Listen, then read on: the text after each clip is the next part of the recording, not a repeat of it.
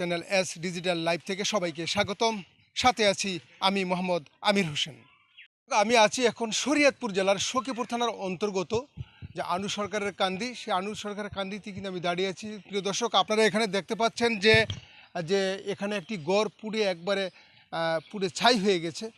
আসলেই যার গড় পুড়ে ছাই হয়ে গেছে তিনি কিন্তু আমার পাশে দাঁড়িয়ে আছেন। শুক্র হাওলাদার নামে ওনারই কিন্তু 3টি ঘর, বসতঘর 2টি এবং একটি রান্নাঘর। সেই রান্নাঘর থেকেই আগুনের সূত্রপাত, সেখান থেকেই কিন্তু 2টি বসতঘর পুড়ে ছাই। এবং আমরা যতটুকু জানতে পেরেছি, এখানের যারা আছেন জানতে পেরেছি তাদের কাছ থেকে, যে এখানে যে তার ঘরের ভিতরে যে ধান এবং মরিচ বিভিন্ন সব কিছু মিলিয়ে প্রায় 2 থেকে 2.5 লক্ষ টাকার মালামাল ছিলেন, সেগুলো কিন্তু পুড়ে ছাই হয়ে গেছে। আসলে নিঃস্ব হয়ে গেছেন যিনি শুক্র হাওলাদার, তার কিন্তু থাকার জায়গাও কিন্তু এখানে নেই, তিনি বলছিলেন যেটা।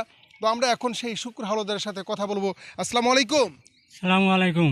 জি, ওয়ালাইকুম আসসালাম। আঙ্কেল, কিভাবে আগুনটা ধরেছিল বা কিভাবে কি আপনার পোড়া গেছে? জি বলেন। সারা ওই বউ পাহাতে জাল দিয়া ওইটা মারা গেছিল ওই নয়নাথ করে আনতে, জি জি। আর আগুন লাগিয়া এই জ্বলিয়া গেছে সব কিছু।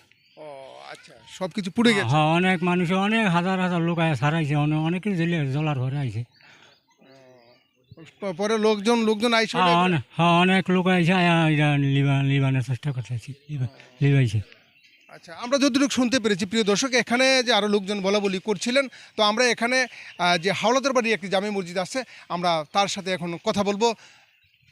যে হাওলাদার বাড়ি জামে মসজিদের যে ইমাম সাহেব, তিনি তার সার্বিক সহযোগিতায়, মানে তিনি কিন্তু মাইক দিয়ে যে অ্যানাউন্স করে কিন্তু যে এলাকাতে জানিয়ে দিয়েছিলেন যে এখানে একটি ঘরে আগুন লেগেছে। যে তার থেকে আমরা জানবো যে কীভাবে আগুনটি লেগেছিল বা উনি কী পদক্ষেপ নিয়েছিলেন। আসসালামু আলাইকুম। ওয়ালাইকুম আসসালাম। আসসালামু আলাইকুম রহমতুল্লাহ। আমি মসজিদ থেকে শুনতে পেলাম যে ভিতরে হামতাম শোনা যাইতেছে। এই হাওলাদার বাড়ির, শুক্র হাওলাদারের বাড়িতে মানে বসত ঘর 2টা, একটা রান্নাঘর, 3টা ঘরের মধ্যে আগুন লাগিয়া গেছে। তখন আমি মাইক দিয়া অ্যানাউন্স করে দিয়েছি। এলাকার গণ্যমান্য মানুষ আইসা তাড়াতাড়ি করে 200-500 লোক প্রায় আসছে, আইসা পানি টানি বিভিন্ন রকমের দিয়া কী করছে, এই অনেক নিয়ন্ত্রণ করছেন। তো এই 2টা বসত ঘর চলে গেছে, পাকঘর চলে গেছে 3টা, একদম অস্থিহাল হয়ে গেছে। এখন যদি এলাকার মানুষ গণ্যমান্য সবাই মিলে যদি একটু বা সরকার একটু সহযোগিতা করতো, তাহলে আমার দৃষ্টিতে একটু ভালো হইতো আর কি। ওনার কিছুই নেই, সব চলে গেছে, প্রায় 2,00,000-2.5 লক্ষ টাকার মালামাল সব নষ্ট হয়ে গেছে গিয়া। আমি অ্যানাউন্স করার পরও মানুষ আসছে, আইসা সব নিয়ন্ত্রণ করছে, নিভাইছে মানুষ, এই দেখলাম আর কি। প্রিয় দর্শক, যে এনেছিলেন যে তাদের কিছু সংখ্যক লোক কিন্তু এখানে আছেন। তো আপনারা একজন ভাইকে দেখতে পাচ্ছেন, কিন্তু ইনি কিন্তু একবারে শুরু থেকে একবারে শেষ পর্যন্ত যিনি আগুন নিবানের কাজে কিন্তু নিয়োজিত ছিলেন। আমরা সেই বাড়ির কাছ থেকে জিজ্ঞাসা করবো যে কীভাবে আগুনের সূত্রপাত হয়। আসসালামু আলাইকুম। ওয়ালাইকুম সালাম। কীভাবে ভাই আগুনের সূত্রপাতটা হয় একটু বলবেন? আমি স্যার একটা অন্য পাশের বাড়িতে ঘুমিয়েছিলাম, ঘুমতুনে উঠিয়া দেখি কি বাড়িতে দেখি আগুন আগুন খালি। ওখানে আমি পানি টানি তো পাইতেছি না কোনো, এর বদল ডাকসিকুর বাইরে, তারপরে মানুষ টানুষ আইসে মতন, এরপরে পানি টানি দিছি, তারপরে থামাইতে পারি না। এর বদলে অনেক লোকজন আইসে, ঘরের 3টা ঘরে আগুন দিয়ে আছে স্যার। এটি আর আমি করতে পারি নাই। ইমাম সাহেব লগে আসলো, ইমাম সাহেব যথেষ্ট মানুষ চেষ্টা করেছিল আমার সাথে। এরপরে আমার হাত পা ফুরিয়ে গেছে গা, হাত পা ফোরার পরে এরপরে আমিও ক্লান্ত হয়ে গেছি গা। এরপরে ঘরের ভিতরে মালামাল ছিল, ডাল চাল 10,000 টাকা ছিল, এরপরে পিতলে হাড়ি মারি যা আছে এটি সব দিলে চাইছে হয়ে গেছে গা। আচ্ছা, মানে মানে কয়টা নাগাদ আগুনটা লাগছে? কোন সময় তখন কি ছিল, রাতও ছিল না সন্ধ্যা ছিল? এই আসরের আগে মানে 3টার দিক দিয়ে কি 3:30টার দিক দিয়ে অনুমান এই ছিল টাইম। তো এই টাইমের ভিতরে সব জেলা মহিলা সারকার হয়ে গেছে গা। আর যে বাড়ির মুরব্বী ছিল সেই বাড়িতে হ্যাঁ আসলো না, হ্যাঁ এক জায়গায় দূরে গেছিলো বেড়াইতে, আয়া দেখে কি 2 দিন পরে আয়া দেখে সব বাড়িঘর সব তামাতাম হয়ে গেছে গা।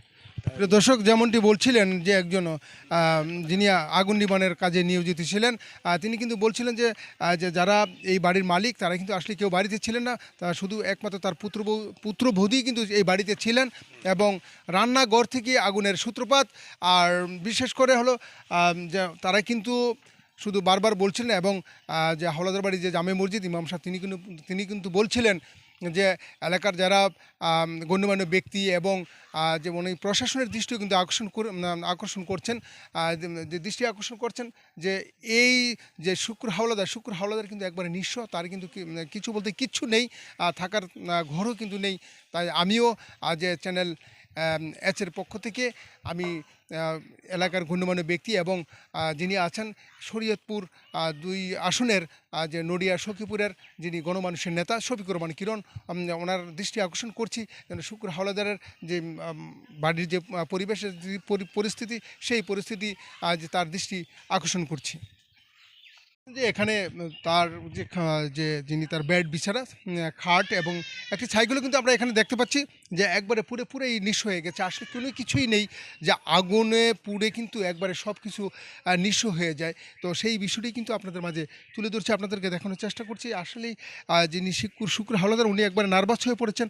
এখানে তার সব কিছু আসবাবপত্র যা কিছু আছেন সব কিছু কিন্তু পুড়ে একবার তিনি নিঃস্ব হয়ে গেছেন। প্রিয় দর্শক, আপনারা কিন্তু আরও দেখতে পাচ্ছেন যে পাশেই একটি লার্কির ঘর ছিল, সেই লার্কির ঘরটিও কিন্তু পুরো একবারে শেষ হয়ে গেছে।